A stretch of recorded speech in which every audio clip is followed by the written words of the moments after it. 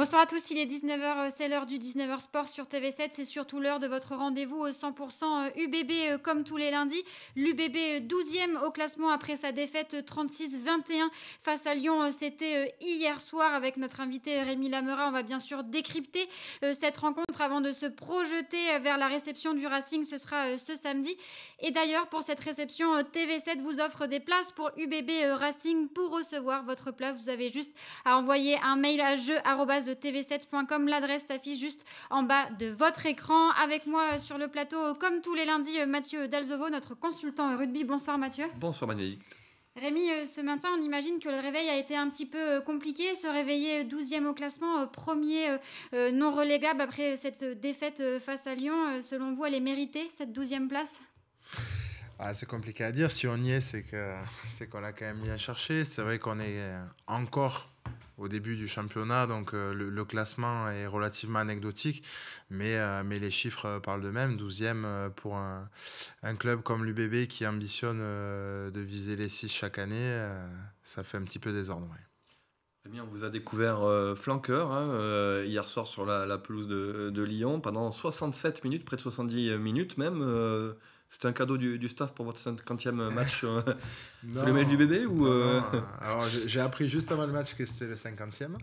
Et non, je pense pas que ce soit un cadeau. Au contraire, c'était plus un coup du sort puisqu'on a énormément de blessés à ce poste et qu'il fallait trouver une solution. Donc il y avait plusieurs options qui ont été discutées dans la semaine et puis le staff a décidé de me mettre là pour dépanner, mais non, c'est que du dépannage ou non?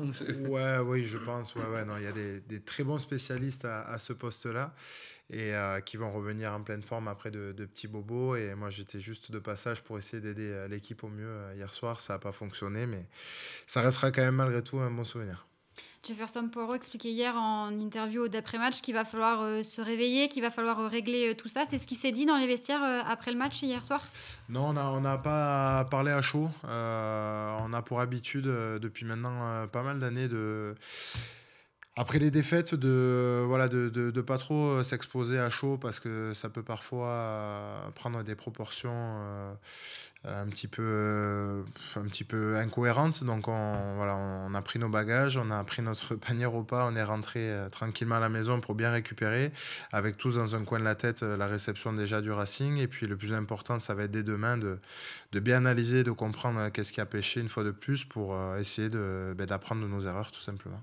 On va d'abord faire bien sûr le résumé de cette rencontre. Passe avec vous, Mathieu, à ce résumé Bordeaux-Lyon Bordeaux qui semblait réaliser peut-être le match parfait à l'extérieur en première période. Et oui, un time parfait. On va voir les images qui vont arriver. Alors il y a d'abord eu l'ouverture du score par Léo Berdeux qui permet aux Loups de mener 3-0. Et puis on va voir que sur l'une des premières attaques, là on a sûrement analysé ça, la vidéo, et bien Mathieu Jalibert va trouver l'intervalle. Vous voyez, hop, la petite fin de passe, l'intervalle qui va après permettre de servir Louis Bielbarré pour le premier essai de l'Union Bordeaux-Bègles. Cette bonne entame, vous aviez senti, Rémi s'était préparé de mettre la pression sur une équipe du Loup qui était quand même en proie au doute.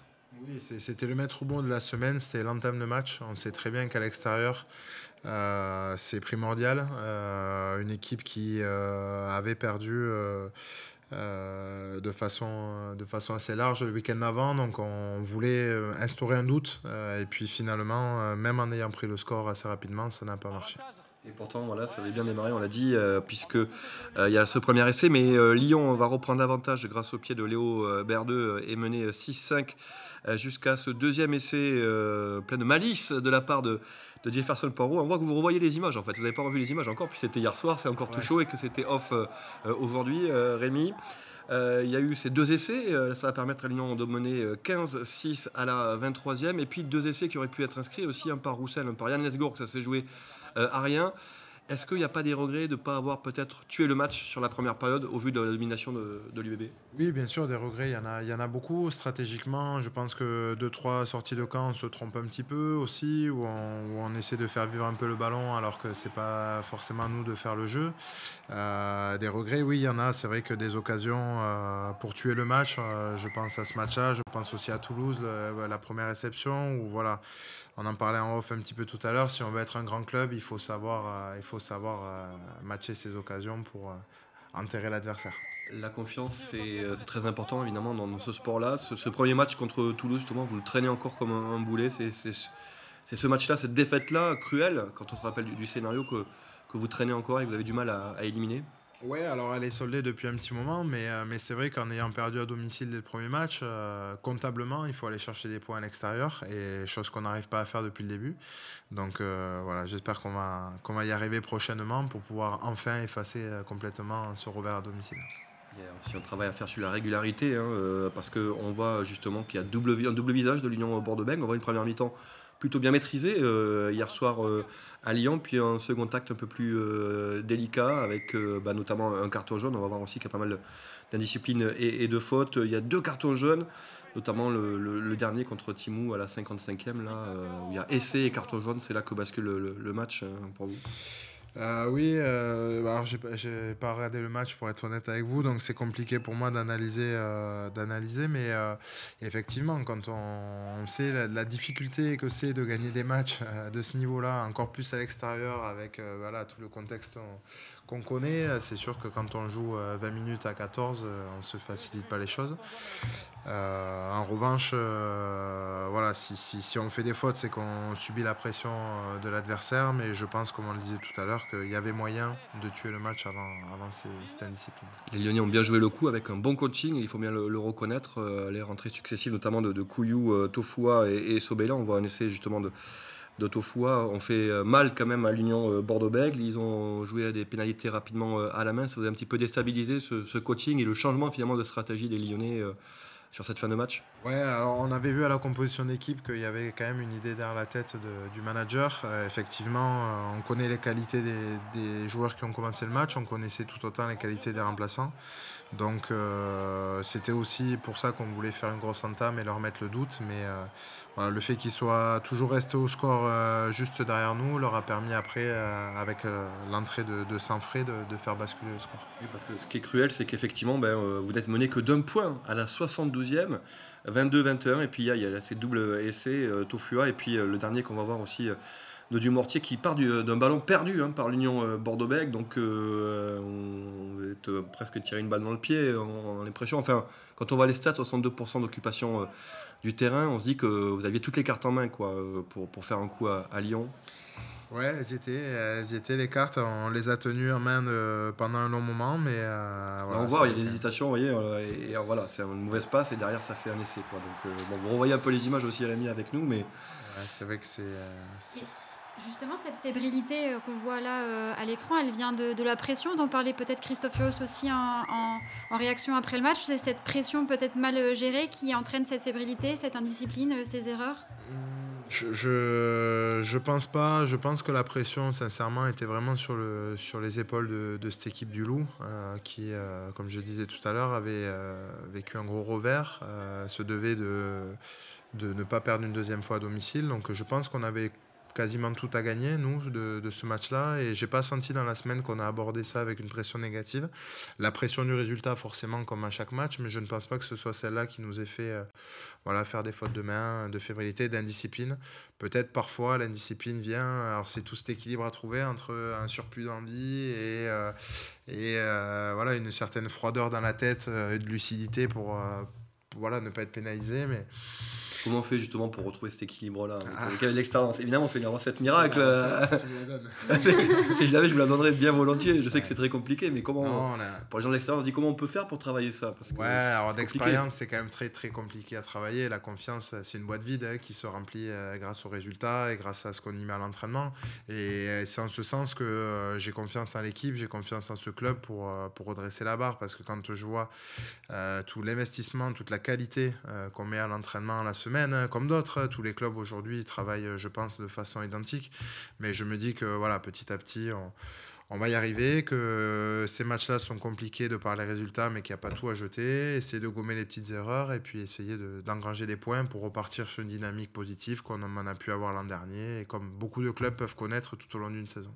Engranger des points, ça commence dès ce week-end avec la réception à 21h à Chaban du Racing. D'ailleurs, pour vous qui êtes derrière votre écran, si vous voulez avoir des places de la part de TV7, eh bien, il vous suffit d'envoyer un mail à jeu@tv7.com. Rémi, face au Racing, ce week-end, c'est obligatoire d'engranger des points, de pas surtout laisser s'éloigner le top 6, parce que finalement c'est pour ça qu'il est crucial ce match à domicile. Oui, bien sûr. Bon, je vais pas vous dire obligatoire non plus, parce que si on perd, ça voudrait dire que la saison est terminée, ce qui ne sera pas le cas. Mais effectivement, voilà, si on perd samedi, ça va être très très compliqué. Tant sur le plan comptable que sur le plan de la confiance de l'équipe dont on parlait tout à l'heure. Donc voilà, quoi, ayez confiance en nous. Dès le coup de sifflet final et le rassemblement dans le vestiaire, on avait déjà la tête à la réception du Racing, qui va être un très gros match. L'équipe du Racing qui se cherche un peu encore, ressemble à un début de saison qui ressemble un peu à celui de l'Union Bordeaux-Bègles, 0 victoire à l'extérieur, une défaite à Bayonne notamment, des victoires qu'à domicile, mais une équipe qui reste redoutable, notamment sur le jeu au sol. Je pense que c'est là-dessus que vous allez travailler principalement. C'est ce que vous craignez le plus peut-être de cette équipe du Racing Ouais, on craint beaucoup de choses.